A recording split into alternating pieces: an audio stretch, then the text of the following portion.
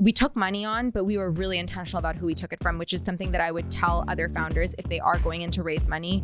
You are marrying someone, okay? Like, let's not get it twisted. Make sure you like them. Make sure you do your due diligence. It's not a one-sided transaction. It's both. They gotta like you, you gotta like them. This is your life. Like, you're a builder, you're a creator. And so you have to integrate what you like doing and who you like. Exactly. And who you enjoy, because it will be what you're doing and thinking about every single day.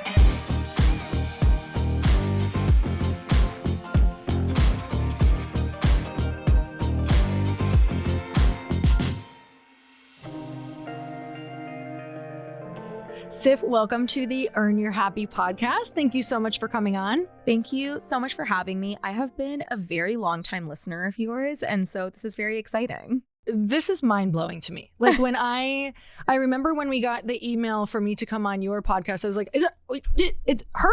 She listens? Hold on a minute. That's crazy. How did you find it? That is crazy to me, because I think I found your work like 2018, I want to say. You are kidding me. No, I'm not joking. And that, like, I got into like personal development and all of that, I want to say in like 2014, 2015. And you were one of the first people I stumbled on. And I love the idea of earning your happy. It is so empowering. And I learned a lot from you. And so, you know, like, your podcast was on and off on my like Apple podcast listener, like, history for like ages. And so, you know, at one point I was like, I have to get her on at some point. And so I was so happy when we could make it happen. And now I'm here. It's very full circle. I love that so much. So you're saying I can fully take credit for all of your success? Of course. Okay. So you also have a podcast. I do. You have the Dream Bigger podcast. And we were just talking about how, like, before, it doesn't matter how many podcasts you've done. I think I've now done over 1,400 podcasts. Insane. And you've had your podcast for a few years now? Yeah, 2019 is when I launched 2019. Oh my God, you've had it a while. Yeah, it's been a minute.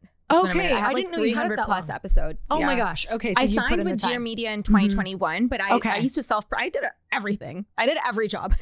I love that. So I thought you launched with Dear Media, but you were doing that on your own, probably in a closet somewhere. Literally, yeah, in my like tiny little apartment. Initially, it was me doing all the edits, everything. Then I brought my brother on as my assistant, and then he helped my family. Yeah, literally, my brother and my husband's brother works for us. Okay. I love that. And then I signed with Dear Media in 2021. So I actually started the podcast before Arrae even. So I've had it for a while, and I'm like you. I feel like we're both very curious people, and I think that is one of the qualities that you need in order to sustain a podcast over the long run. Like, you have to genuinely love it and be curious and want to like share good information with people. Totally. So you listened, I know you said you found my podcast. What else were you kind of listening to, and what were tell me some of like the breakthrough moments for you? Or what I mean by that is, like, when you were first starting out on your personal development journey, like, what were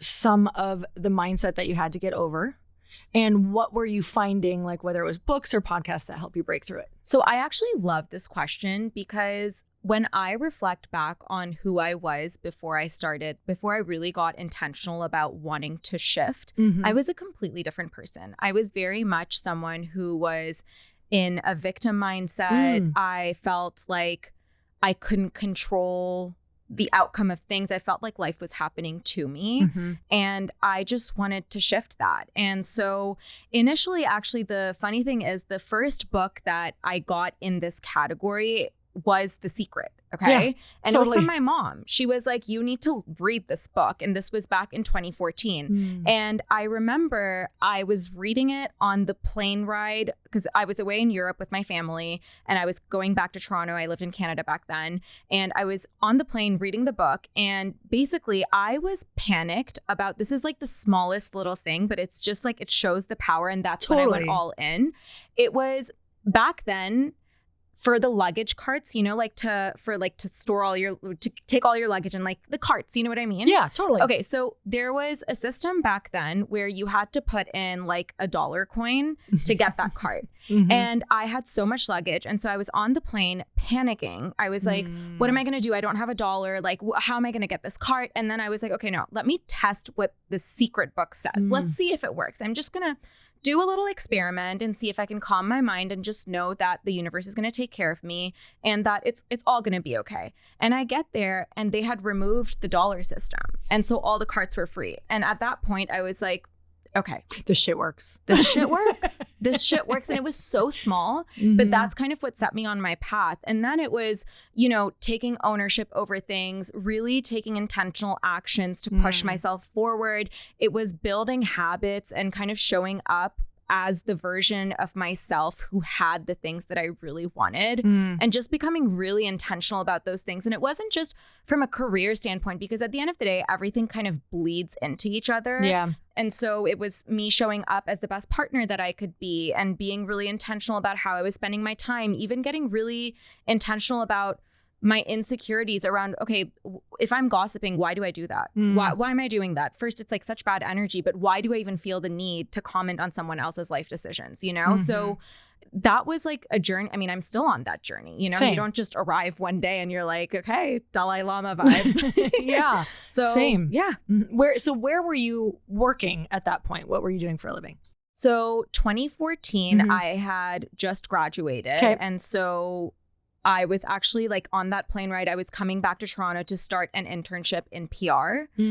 So I did that. And then I went on to work for Elle, like the magazine. And then that was like in their Canadian offices. Yeah. And then while I was working at Elle, I had a blog and I was kind of doing both at the same time.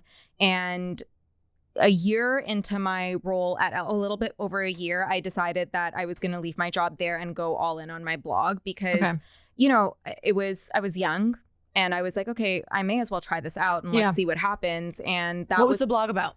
It was actually like an interesting foray into Arrae. I feel like it's all like, as I look back on it, I'm like, oh, like that was just like the path that I was meant to be on. But essentially it was everything from beauty to skincare to wellness. And I would share really in-depth things about things I'd read, I'd learned about from a book that I was implementing in my own life.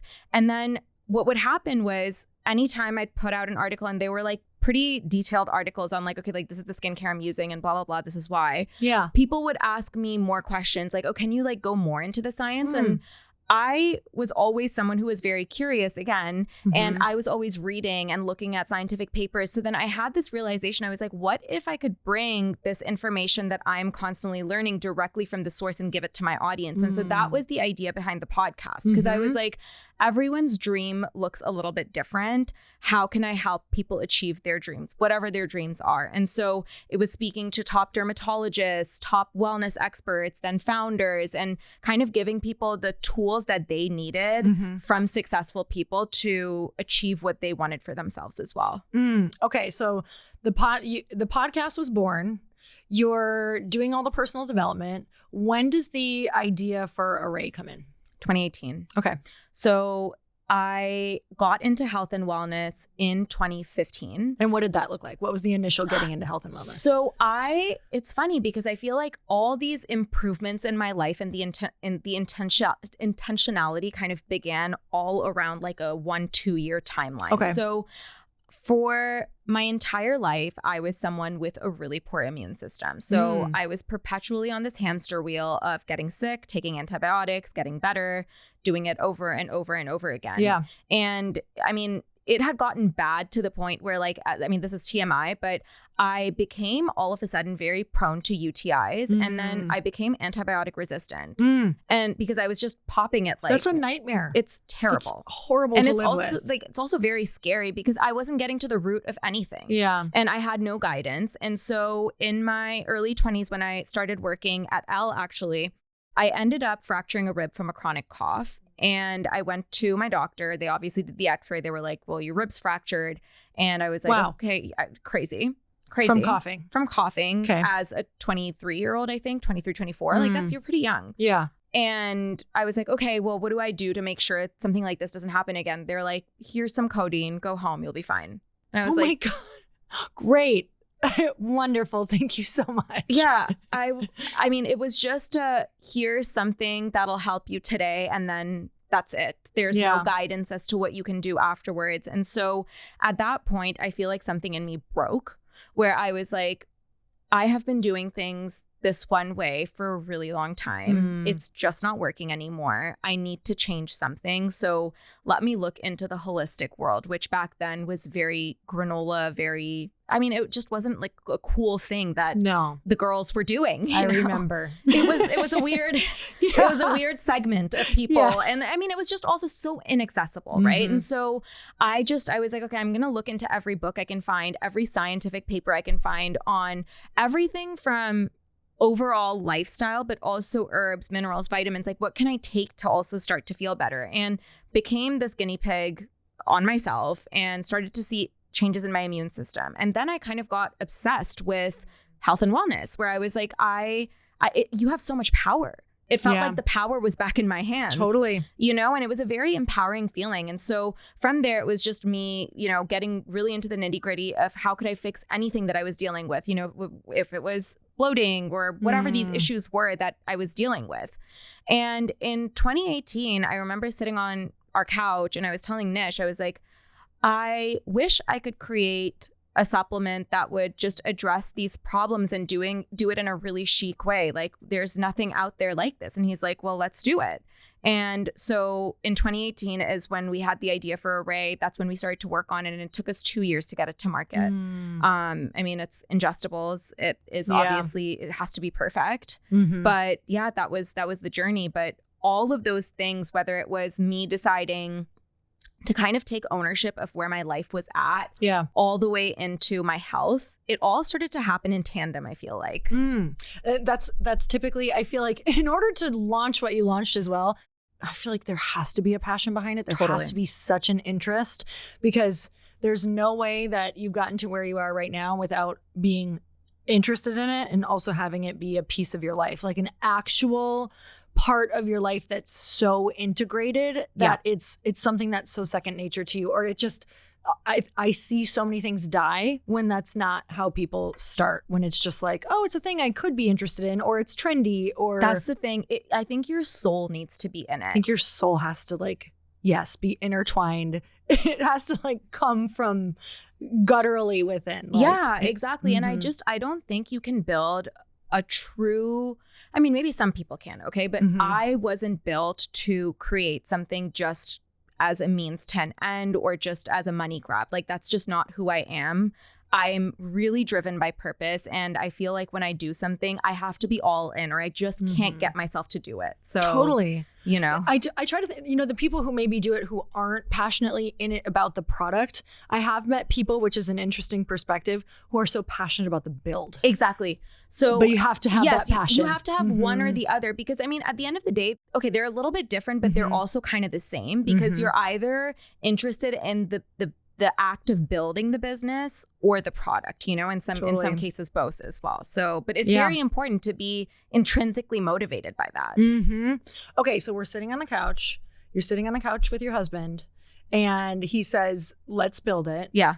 And you're just like, yeah. Or were you like, all the things come up of going, wait, who are we to do this? What are you feeling in that moment? The most excitement. Okay. Tell me the things. The most excitement. Okay. It's so funny, because for me, I feel like doubt around doing something, it doesn't really arise. I don't know why it's like that. I think it's just some part of my DNA where if I feel like I'm meant to do something, I'm just going to do it. And the failure part isn't in my brain, because I'm like, I can't sit here and not do something. If I don't do something, it'll bother me more than if I were to do it and fail. So when it was, let's do it, I was like, let's do it. I've never been more ready to do anything in my life. And I also knew as well that I had the best built-in co-founder with Nish. We covered every base, and I was so acutely aware of that going into business with him, where I was like, there's no way, like, knock on wood, I was like, there's no way this can fail if it's the two of us. Like, we, from a logistical perspective, we covered too much ground, and we were both equally good at the things that the other was bad at. So I was like, we're going to figure this out. Totally. We're just going to figure this out. Yeah. Okay. So to somebody who's thinking about it right now, who maybe doesn't have that person as well, but like we want to borrow part of the thing where you had said, you know, there isn't a part of me that's like, what else would I be doing? Like, let's build this. What else would I be doing? Yeah. What would you tell them to focus on? Like, what should they do to get to that place? I think from a mindset perspective, I think coming to terms with the fact that I feel like life is too short to sit there and wonder what could have been. Right? So short, so fast. Yeah. And also there was this book that I read by the author who wrote Eat, Pray, Love. I think Elizabeth Gilbert. Yes. Big Magic. Yes. Okay. Yes. And there's this thing that she talks about, and I read this when that book initially came out, and it always stuck with me, where it's like ideas are these like fluid things that have a mind or body or whatever of their own. Okay. And they come and they land on someone and they kind of poke at you, but if you aren't the person who decides to partner with that idea, it will go to that other person because you weren't meant to do it. So I feel like that's the case. So if there is someone who's listening here and they have this feeling, this like instinct that, okay, there's this idea that I really want to do, but oh, what if there's too much competition? You know, what if, I mean, it's been done. Maybe it's been done really well. Okay, so I'll say two things. Number one is that the competition thing is such a limiting belief because let's look at restaurants. Let's look at actors. Let's look at singers. Let's look at any of these different industries. There's new restaurants that come up all the time. There's new actors, there's new singers, there's new movies, and somehow the best always rises to the top. There's room. It's never that it's a finite amount of space. If you have something that is truly special, there's no reason why it won't succeed, right? Yeah. And then the other thing I will say is that if you think that something has been done, but you don't know who's done it, it means that it's not been done well enough because you'd know it. And then also think about this. If you are in a new category and there's other people now working on it, let's talk about clean makeup, for example. That category exploded because more brands started to come into it. So why are you scared of other people coming into it? It just means the category will get bigger and more people will be aware of it. So it's actually very exciting. It's really good. It educates. Yeah. Yeah. I'm in that spot right now with my company. I'm like, okay, I'm seeing all these people start doing it. I'm like, that's good because people are not aware of exactly what it's doing. So, and all of those fears are so normal. And I loved that part of Elizabeth's book. Yes. Incredible. Oh my gosh. And there's also another, I think it's actually Plato's theory. I've been trying to find exactly where it is, but it's the same kind of idea, but you'll love this. It's that there's all of these ideas kind of like up in a cloud. Yeah. I just literally picture the cloud. Yeah. The cloud of ideas. Yeah, exactly. And they're also ideas that are like for that time in history and they're all coming down and waiting for someone to land. And if you don't grab it and like, you know, get obsessed with it, it will go to someone else because it's meant to come out in that time frame. Oh, I love that. I love that too. I'm like, nope, it was meant to come out in this time frame. Grab it, even if it seems early, even if it seems late. But if you're getting hit with it so hard that you feel like this has to exist, or why doesn't this exist yet? Or why isn't this thing better? Like, you're the person who can do it. Yeah. And I remember even getting the first ideas and going, okay, but maybe not me. Like, why me? And then I was like, well, why not me? And the questions just shift. And everything that you're saying is like, you haven't focused once on like the, you know, why should this be me? Because you didn't have prior history to launching a product at all. Never. And did you have a bunch of friends who were launching products? No one. Were you in that realm or that circle? It was just me. It was me and Nish. We didn't know anyone, you know, we were like two random people deciding to go on this journey with no one to look at except for books, TED Talks, podcasts. Those were our friends at that point, you know, those were our peers because we didn't have any in real life. Totally. But, you know, the thought process of you are, you know, the 5 people that you're most around, that doesn't have to mean literally. Right. It can mean through books and podcasts and TED Talks and whatever you can have access to. It will shift who you are. Oh my God. That was me in the beginning. I was like, these people have no idea. They're like my best friends. Truly. No, Because- Lori, you yeah. are one of my best friends. I hope you know. I wish you would have told me in real life. I would have been your friend.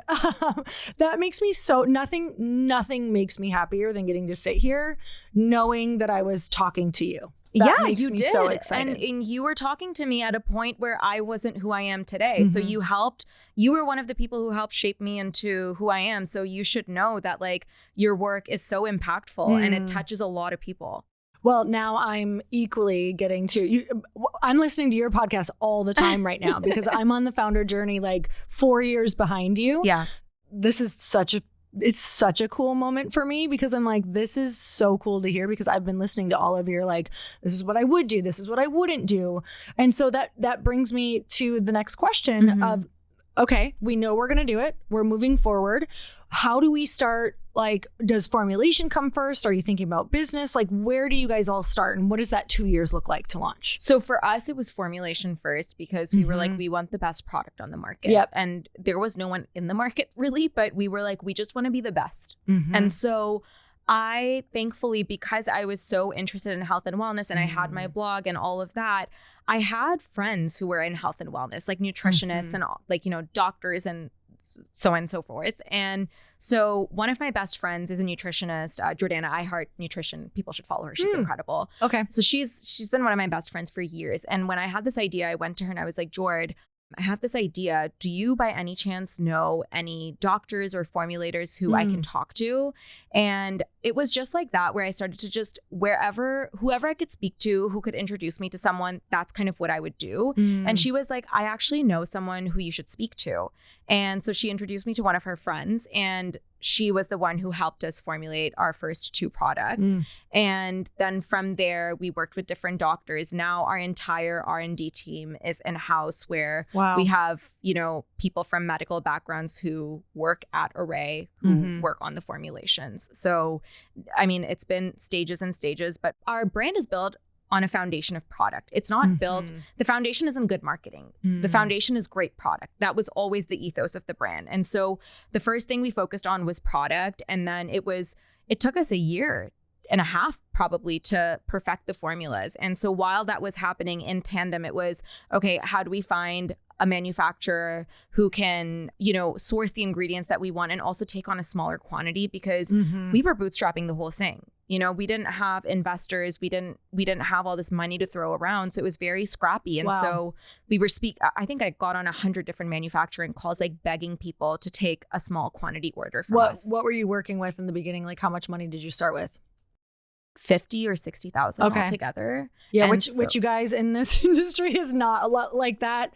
Most people wouldn't even look at that for a first run. No, like a product. It's like honestly, it's comical because I mean now when we place our POs, it's like multi like large millions of dollars, and you know that's when you start to be taken seriously. So thankfully, we were able to find a manufacturer just outside of Toronto, and they were able to get the kind of ingredients that we wanted. We wanted everything organic, everything of the highest quality. We were very particular, and they agreed to do a small run of 1,000 units, which back then felt like, oh my God, this is so much. Yeah, totally. But, you know, we got it there, and then it was about figuring out what our branding would be, packaging. I mean, there's so many layers. So you were in Canada at the time doing this, launching a supplement line? Yeah. This was Canada. Yes. We didn't move until 2022. And they're way more strict with their supplements. Yep. Which also makes for a really great product too. Exactly. Exactly. So our standards are obviously very high because we're a Canadian brand and Canadian regulations are really, really stringent. It is a regulated industry in Canada. And so we kind of had to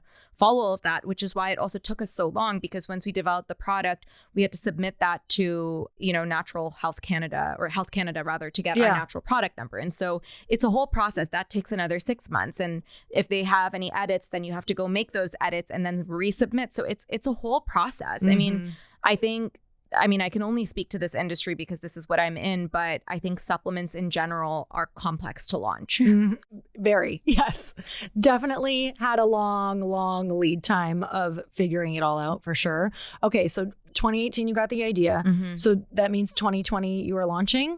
Okay, how does that feel to be launching at that time? We launched March 2020. So the world launched COVID. We launched Arrae. Exactly. It was great. Yep. I mean, look, when you're starting a new business, when you're launching a new business, there's already so many unknowns. And then to add to the mix was this global pandemic. We didn't even know if our products were getting across the border to customers. I mean, I remember going to the post office with, the orders that I was packing up for US customers and literally being like, please take this. And he's like, I don't know. We'll obviously post it out, but we don't even know if products are crossing the border. I was like, please. Yes. And so thankfully they did make it to customers. And that's just kind of how we grew. What ended up happening was, even though operationally it was very challenging because there were so many unknowns, I think it was a blessing that we launched during that time, because I think there was also this increase of people becoming conscious of their health. Yes. And of people being so out of their routine, essentially, that they were dealing with things like bloating and anxiety. And there were our two products, Bloat and Calm, to help them combat that. And so I think it was a blessing for us because our brand was able to really grow and also help people at a time where they really needed the help. So we were very lucky. And, again, it's what you said about the product needing to be there at that time. I really, as you said it, I was like, I kind of got chills because I was like, it's true. Like the world at that time needed these products. And if we hadn't done it, someone else would have. Oh my God. It's giving me chills back. Like we're trading. Yeah. Okay. So tell me about where the company is at. Like, how does it start growing? What does the first year look like? So, and what are you doing? Okay. So when we started, I mean, as I said, we had no money. It was. So you spent like most of it on your first run. We spent I think we had. So our entire motto is take the biggest risk possible that doesn't kick you out of the game. So essentially, God forbid, if there's a mistake, we always had a little bit of cash reserve so that we would never go out of business. Okay. So I think out of 60,000, I think we spent like 40. So we had 20 in reserve. God forbid if something went wrong, and just to keep the business going, essentially. Yep. And so when we launched, it's a new business, so barely anyone's purchasing. There were some people because I had my audience, thankfully, and so they were purchasing and then they were telling their friends, and it was kind of growing that way. Yeah. And you have a subscription model. Back then you didn't. It was just reorders. Yeah, it was just reorders. But what happened in our second month of business, and I will forever be grateful to her, is there's an influencer, Melissa Wood-Tepperberg. Yeah. And she ended up talking about us on a live. And I didn't know what was happening. Essentially, we were I remember the moment so clearly because Nish and I were just sitting there in bed, and our Shopify starts to go off, and we were like, what's happening? Like, where are all these sales coming from? Yeah. And one of my followers sent me a screenshot of Melissa talking about us on a live.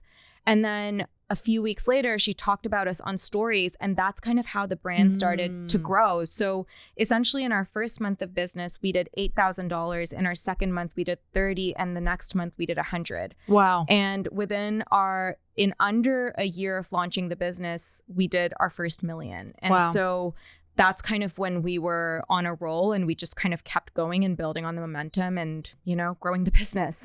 Wow. So it took off through word of mouth from somebody who was very influential. And did she ever tell you how she found the brand, or was it just... I gifted. You gifted? Yes. Okay. I was gifting so heavily, Lori. And I think that that's something that I advise to all brands, which, by the way, is scary. When you have...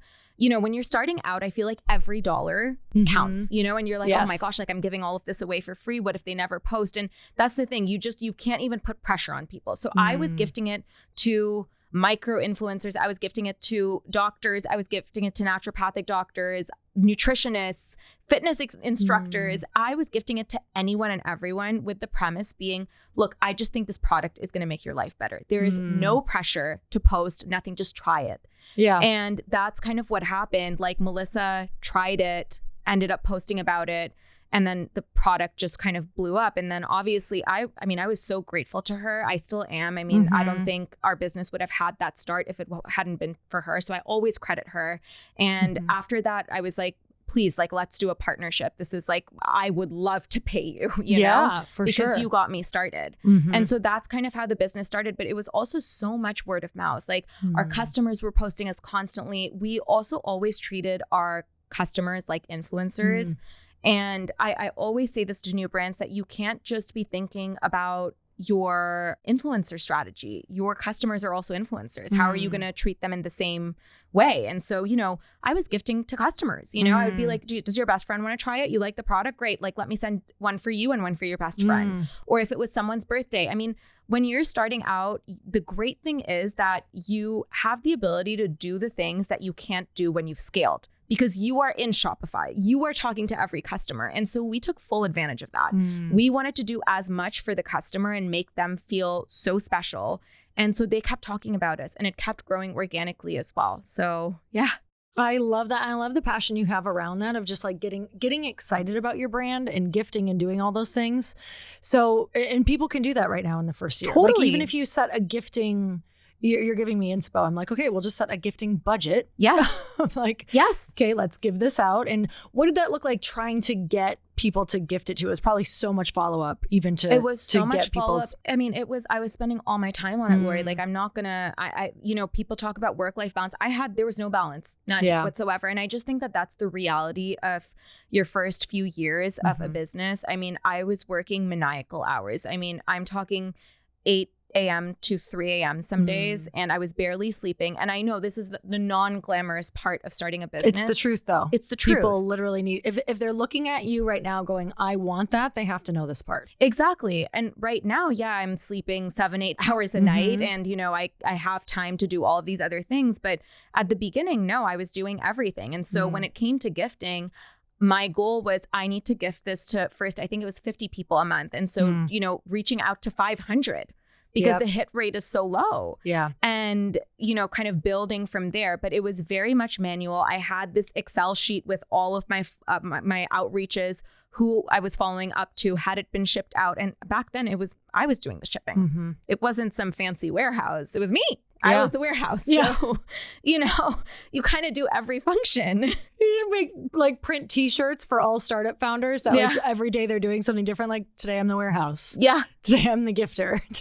Today I am the janitor. Exactly. Like, you do everything. Yeah, exactly. So so first year it pops off, because that's a really incredible first year. Yeah. But you guys are still, is it just you two? Have we hired anyone? Have we delegated? What are we doing in end of year one? So the first hire that we made in year one was someone to help with packaging. And so because that was taking up way too much time, and Nish and I were like, there's no way we can focus on even getting this thing out if we are like also shipping or packaging the orders, and then waiting for the postman to pick it up from my condo. Okay. So that's kind of how it was. That was our first hire. And the packaging people, they were not full-time. They were like kind of like our friends who had been laid off. We were hiring them to help us package. So we were actually meeting the gap that they had. That's awesome. Yeah. So I'm so happy that, I mean, a lot of them have gone on obviously to do other things, but that was also something that was so fulfilling, that we were able to help people within our networks kind of who had been laid off from their jobs, unfortunately. So that was, the first thing that we did was hire people to help us package. Then we got this email from this girl who was pre-med at Brown, and she reached out being like, I love the brand. I just want to come on as an intern. And I was like, sure, we'll bring you on as an intern. She did.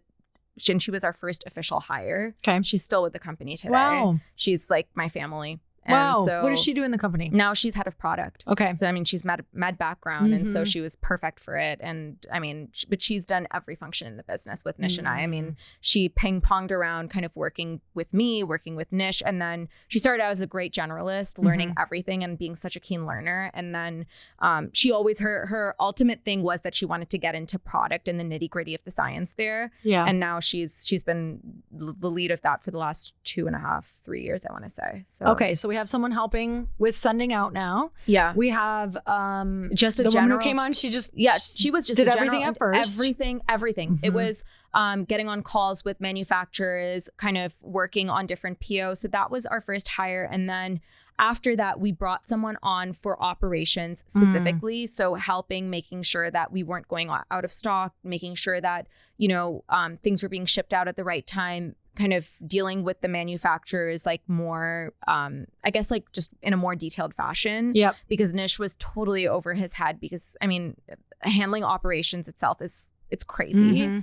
And so that was the second hire that we made. And that was one of Nish's friends as well. She was with the company for a very long time. She's just moved on, but she's still a very dear friend of ours. Yeah. Okay, awesome. So year 2, do sales slow at all for you guys, or is it just like taking off like a rocket ship, or are you like, what are you doing for marketing in order to keep the growth going? So year 2, it's still growing, but first year to go from 0 to $1 million is outrageous. Right. I mean, then what were your expectations for year 2? Or were you able to kind of like dial that in? Year 2, I think what we were expecting was around 5, I want to say, is what we had wanted. I think we came in just shy of that, which to us, we're very goal-oriented people. I was going to say, just for everyone listening, to go from 1 to 5 is also insane. Yeah. It is insane. Yeah. But, we were always like, we want to be best of the best, best in class. That was always the standard that we set for ourselves. So we came in just shy of that, which kind of put us not in the top percentage of startups. Yeah. So we were obviously a little bit disappointed, but we were also just learning on the job. So second year, it was all of the things that we were doing from the organic standpoint. And we just added in performance marketing like Facebook ads, which we had no idea what we were doing. No idea. So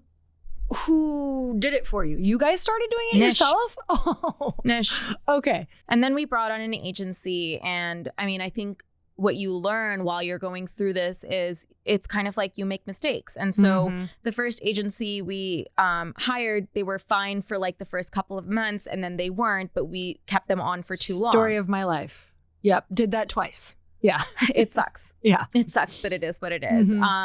So there was that. Our emails, that was like a big source of revenue. And then we had a handful of influencer partnerships, and those were always done with people who had organically talked about us, who loved the brand, and who we knew like their audience kind of resonated with it as well. And so that's kind of what we did year 2. And then year 3, it was hammering down more on that. It was just doing more of what we knew. And then of course, you add in new channels as the business grows, right? So Amazon, I think we brought in year 3.5, and that's like a whole different beast in and of itself. And then we're quick to adopt new things. So when TikTok Shop launched, we were quick to get on it. You have to experiment when something is new. You just have to learn. And that's been our whole thing, that we aren't afraid to try things, fail, recuperate really quickly, learn, iterate, et cetera, et cetera. So I feel like for the first few years, it was just doing more.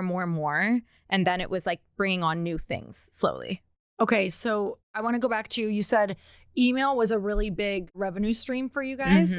Tell me about how you built your email list. So, really easy to begin with is just, you have the pop-up on your site that gives people X% off in exchange for their email. And then you have really interesting campaigns set up, really good flows set up. So campaigns are essentially just big marketing things, whether it's more educational, more cheeky, whatever it is for people to get familiar with the brand. Flows are essentially, you put people in flows either when they join an email list, so you can start to kind of educate them on a product, or when they buy a product, then we have flows to kind of continue to educate them on what they should expect in a certain period of time. So we have very complex flows and campaign we have like our email strategy is, I would say, something I'm very proud of because it's kind of down to science, and we're very, very particular. So email was always really big. We were also always very clear about our brand tone of voice. And so I think with emails, that's something that really helps. So we were getting emails both from just the pop-up that we had on the site, and then we would do like giveaways and stuff for emails, like, enter in your thing and you get like however much product or whatever we did for giveaways. So things like that. And who was doing the emails at the time? Was that like you and Nish wanting to do that, or did you hire people, a team who did emails really well? It was Nish and I to begin with. We did everything, Lori. And then after that, we brought on an agency to kind of help us schedule things. Yeah. But I did the copywriting all of every single email. Wow. For the first 3.5 years of the business. Oh, wow. So see, that's so powerful. I think when a founder stays in like either email or social or something for a while. Yeah. Because I think that helps develop the voice. Yeah. And even now, our lead creative strategist and copywriter is incredibly talented. I feel like she understands everything perfectly, but still I look at every email. I've only just now, as in end of February 2025, given her full autonomy, and I don't look over every single email that goes out except for new launches. That's when I want to look over every single thing, because I just want to make sure that it sounds really good. It's our voice, that the messaging is like absolutely right and tight. But yeah, I mean, Nish and I have both been very much in the weeds for everything, and, you know, still are. And what year is this right now for you guys? Year 5. Okay. So I think you just concluded you were at 3.5. So have you ever brought money into the company? Yeah. So we raised a very small round year 2 of the business. What was a small round for year 2? 2 million. Okay. 2.5, I want to say altogether. And we've just done that and a small round to follow after that. And that went to marketing. That went towards, so we were growing profitably. We just needed the money to grow faster. So doing things like buying more inventory, of course, like having more money for marketing. But that's it. Nish and I own the bulk majority of our business, like a significant bulk majority. For sure. And we knew that that's what we wanted from the start. And I think actually, if I had known what I know today, I don't think we would have ever needed to raise money. It's just that, but I have no regrets. We have incredible investors, just incredible. They're so supportive, so kind, so helpful. But I just think that we could have done it without the money. It's just that when you're a new founder and you don't have the kind of cash flow management background, rather, of course, you aren't as efficient as you would be now. So if I were to start a business today, Nish and I would not take on any capital ever, I don't think, because we don't need to. We're good at managing cash flow now. So we took on money year 2 of the business. That was a crazy process. I mean, you know, fundraising, as you know, is not easy. Yeah. It's not for the weak. No, it's not. I mean, it's just at all. I don't recommend it unless you really need to do it or want to grow faster for some reason. Exactly. And so that was the decision that we made. Again, no regrets. It was the right decision. But anyone who's fundraising, it's not this glamorous process. And I think everyone is used to seeing these big headlines. And I mean, you know, I think it's necessary for a lot of businesses, of course. But I think it does take you out of operating the business, is what I will say. It's a full-time job and it's heavy. The money that you take on, you trust me, you carry it on your back. Yeah, totally. The whole journey. And yet you're so grateful, and I'm so like, are you glad that you did it? Looking like just to have that under your belt to understand it. Yeah, I think it definitely educated me. Look, I think it's the journey of being a founder, right? And I think we are very kind of well-rounded founders because we've seen everything. We operate our business very profitably, so we've kind of gone through that journey. We've gone through the journey of choosing to take on external capital in order to move a little bit faster. I think what our investors did so well is they prepared us and made us grow up. So just having the back end systems well set up, kind of telling us like what the infrastructure should look like. So having investors, it sped up our knowledge, if that makes sense. Because it forces you into doing things for your company that you wouldn't have normally done or paid attention to. Exactly. And it really trains you on things that you could have just like let by the wayside and that you really do need to know. Totally. And I think also, I keep saying, we were very lucky with our investors. I think the one thing that Nish and I knew from the start was that we didn't want to take on money from people we didn't actually like and who didn't. That's huge. Huge. So we never settled. We never just took a check because someone was giving us a check. We were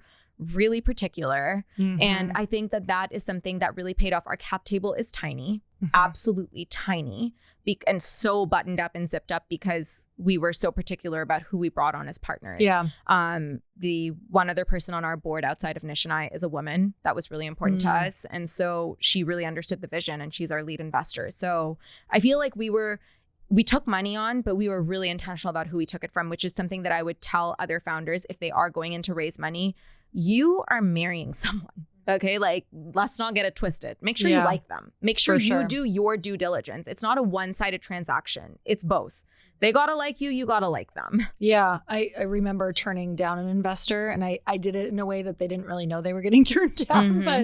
But it was like, oh, this one is not sitting right in my gut. This is going to be my worst actual nightmare. Totally. It was the best thing I ever did because I can't imagine like what this person would be like when we, you know, because we hit some bumps and you need to think about that. Like, yeah, everyone's going to be happy when you're riding high, but what happens if your company hits some bumps? I've been hearing like the craziest stories about like companies that are so high, then going low, and them just having this huge awareness of like, holy shit, like who's really got your back? And I love that you've built so much of even what you've said is like you have the, you know, these people who feel more like family or that you've really built with or that you really enjoy, that you actually like.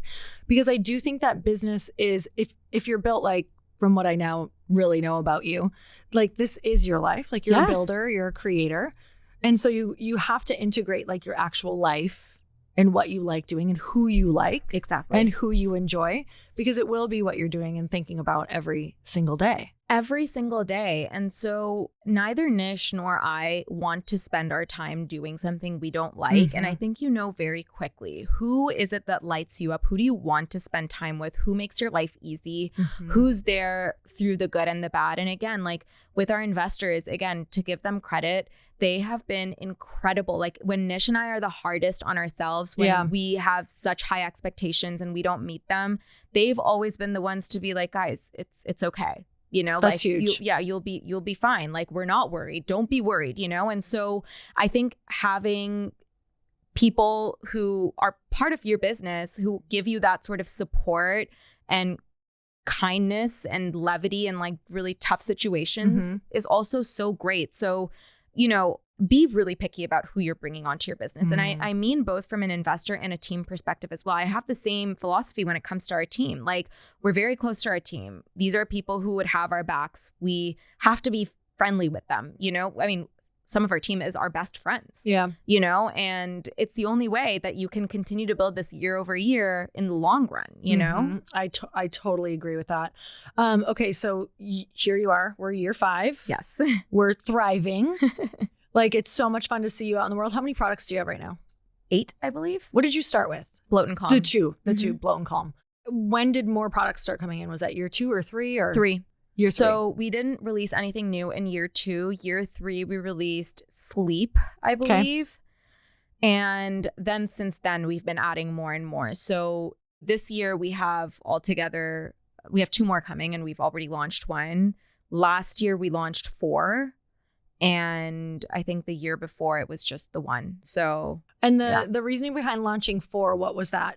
You just we just had products ready to go, essentially. And product development takes a long time. Yeah, totally. A long time. And sometimes 2 things are being developed around the same time. And so they're both ready to go. For example, our second year of business, we launched 0 because it took so long for us to perfect the product. Totally. And so it just depends on kind of where we're at in our product dev journey. And so we did 4 because 4 were ready. This year, 3, I think 4 was just a lot for us. For our team size, we were really overwhelmed. So we decided to kind of pare it back to 3 and be really, I mean, we go all out for our launches. Like, I mean, you know, we're really intentional about what we launch. And so we want to give it due attention. Yeah. And so doing 4 was just, I mean, we were tired. Yeah, you're doing something. You're planning something every day, like literally doing something at the same time. Totally. So we decided to pare it back to 3. Okay. I feel like you've been on the road a lot right now. Have you been all over? I mean, it's funny. It feels so. In 2023, we were away every 2 weeks. And by the end of 2023, I was like, I am so done with this. No more. I'm just going to say no to way more. And so that's what I did last year. It was the same thing. But still, yeah, we are traveling a lot. It's definitely, you know, at least once every 5 to 6 weeks, which, I mean, that's a lot. It's less than 4. Yeah, because it takes you out. Yeah. It takes you out a little bit of your rhythm in what you're doing. Exactly. And now we're, of course, like way more picky about what we are saying yes to and no to. And sometimes if it's just one of us who can get the job done, then the other one stays home. As an example, Nish is in Austin right now for work. He went for 3 days. I'm at home. Yeah. Last year, I went to Paris for 3 days and Nish stayed home. So we pick and choose.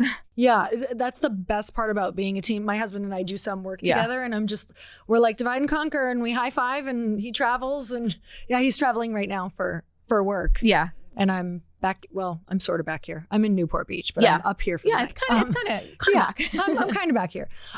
Okay. So what would you go back and do differently? Like what's something that's blaringly clear that you would do differently? I would definitely learn cash flow management much sooner than we did. Again, I think we could have been way more efficient. That's number one. Number two is I think what we've started to do with marketing, and we started to do this year 3 of the business, was essentially, it wasn't just let me throw hundreds of thousands of dollars at something and not care about the return. Like we were always tracking, like if we're doing a partnership, if we are doing a campaign, like what's the percentage that we're getting increase or whatever it is. So I would start tracking those metrics sooner than we started. So we started to track from a brand perspective in year 3. I think I would have started to do that way earlier. How were you able to track though, if it's first time things that you're doing, you know, like if they're first time partnerships? And so honestly, like seeing it's something really simple, like give people codes and start to see what the kind of impact is, you know. At the beginning, we weren't even doing codes. Oh, got it. Okay. Yeah. So I think that would give us a lot more color into what's going on. So I think now we've made it very like trackable, and it's honestly like, of course, like I come from a brand background, and I know that certain things are just brand value, and it's not that we don't do that. It's just that overall we need to make sure that as we spend more on marketing, we're getting the business to grow bigger, and that the numbers all make sense, and we're still coming out very profitable. I would also focus on profitability a lot sooner than we did. So we turned the business profitable we were profitable for the first year and a half. Then we raised money like year 2. We decided not to be profitable when we switched it after a year. I think we would have focused on profitability the whole way through if I were doing it all over again, because I think that that's incredibly important. Okay. So for a couple of years, how long was it that you weren't profitable after that? A year and a half after that. Okay. Yeah. I would change that. Okay. There's no reason to not be profitable. How would you have changed it?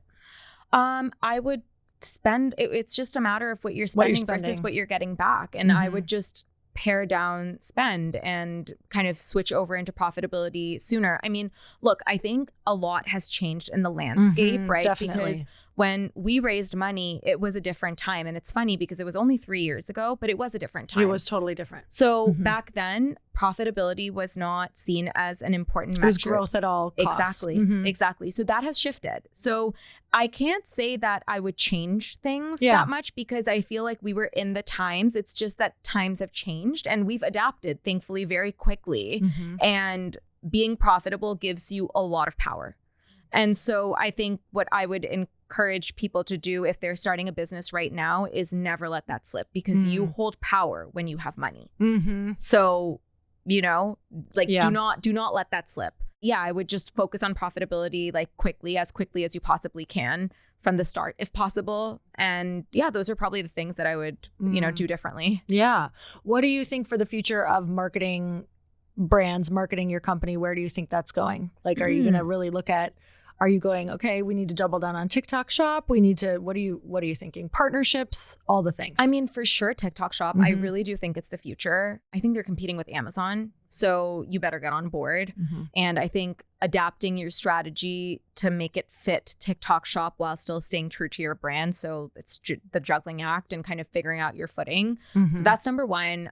I think consumers will continue to be a bigger and bigger part of people's marketing or they should be a bigger and bigger part of their marketing strategy. I don't think that nowadays you can get away with spending millions on just influencer and just ignoring your consumer. So I think brands just need to continue to pay attention to the consumer and dedicating a portion of their marketing dollars. I think it should be a split, to be like honest. Giving back, or like gifting them, surprising them, offering them things. Yeah, gifting, surprising, having community events, having PR for community, whatever way you can involve your community. So for us, anytime we launch something, we always have an initiative for influencers, and then we have an initiative for consumers. That's just how it goes. We will never do one or the other. Yeah. It's always both.